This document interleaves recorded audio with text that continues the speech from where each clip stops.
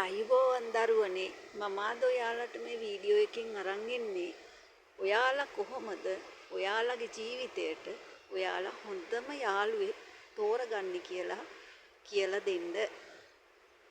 දරුවනි ඔයාලා හොඳට මතක තියාගන්න ඕනි දෙයක් තමයි තමන්ගේ ජීවිතේ තමන්ට කණ්ඩ අඳින්න දෙන, තමන්ගේ දුක සැප බලන, තමන්ගේ අඩුපාඩු හොයලා බලන, තමන්ට රැකවරණය දෙන, තමන්ගේ අම්මයි තාත්තයි තමයි මේ ලෝකේ ඉන්න හොඳම යහළුවෝ.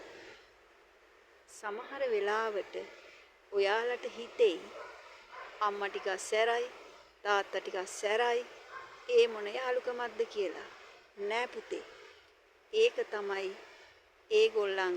ඕගොල්ලන්ට ආරක්ෂාව සපයන්න එයාලා ගන්න ක්‍රියාමාර්ග ඔයාලට දැනෙන විදිහ. එහෙම දැනෙන්නේ ඒ අම්මලාගේ ආදරය, රැකවරණය හැම වෙලාවෙම ඔබට තියනවා කියන එක. හොඳට මතක තියාගන්න ඕනි දරුවනේ, අපිට ජීවිතේ ළමා කාලය, ලොකු කාලය, වැඩිහිටි කාලය එහෙම කියලා විශේෂයක් නැහැ. අපේ ජීවිතවලට අපි ඉපදුන දවසේ ඉඳලම මේ ලෝකෙට විවිධාකාර වූ ප්‍රශ්න, ගැටලු දවසින් දවස ජීවිතයට එකතු වෙනවා. සමහර වෙලාවට අපි නොහිතන වෙලාවක අපිට බොහෝ කරදර ගෙනල්ලා දෙනවා.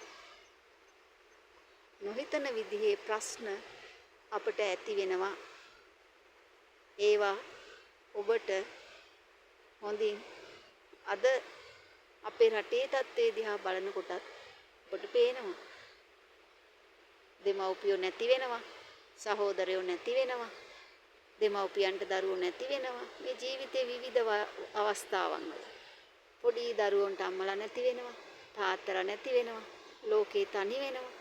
මේ වගේ ප්‍රශ්න ගොඩාක් එනවා. එතකොට අපි ශක්තිමත්, අපිට යහළුවෙක් හිටියොත් අපේ ජීවිත හොඳින් ගොඩ නගාගෙන සාර්ථකව ගත කරන්න ශක්තිය ලබා ගන්න පුළුවන්. ඒක නිසා දෙමව්පියෝ ඉන්න දරුවෝ අනිවාර්යයෙන්ම දෙමව්පියෝ තමන්ගේ හොඳම යහළුවා බවට පත් කරගන්න ඕනේ. දෙමව්පියෝ නැති දරුවා මොනම හේතුවක් හින්දා හරි ඕගොල්ලන්ට අහිමි වෙලා ඉන්නවනම් එයාලා තමන් ඉගෙන ගන්න ඉස්කෝලේ ගුරුවරු තමන්ගේ හොඳම මිතුරන් බවට පත් කරගන්න ඕනි. එහෙම වුණාම දරුවන්ට කවදාකවත් ජීවිතය වරදින්නේ නැහැ. අනාගතේ දුක් විඳින ජීවිතයක් බවට පත් වෙන්නේ නැහැ. ඒක හොඳින්ම දරුවෝ මතක තබා ගන්න. ඒ අනුව තමන්ගේ දෙමව්පියන්ට කීකරුව දෙමව්පියෝ හොඳම යහළුවන් බවට පත් කරගෙන තමන්ගේ සිහින කරා ගිහින් ඒ සිහින යථාර්ථයක් බවට පත් කරගෙන ජීවිත ලස්සන කරගන්න දරුවන්ට ශක්තිය ලැබෙනවා.